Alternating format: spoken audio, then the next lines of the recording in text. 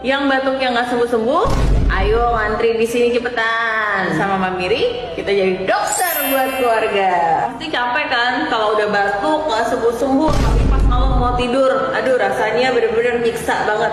Lakukan beberapa gerakan dan pijatan ini ya.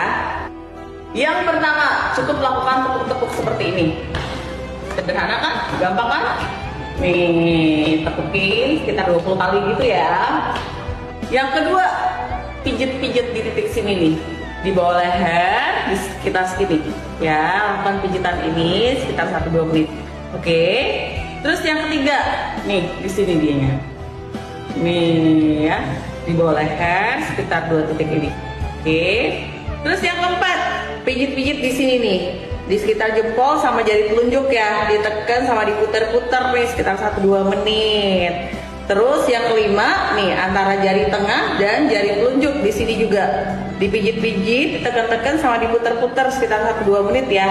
Sama satu lagi titik berikutnya adalah nih dari lipatan tangan di sininya nih ya, sekitar 1 cm gitu, sama dipijit-pijit. Nah cobain ya, nanti kalau pada berhasil dan batuk hilang, jangan lupa komen-komen dan share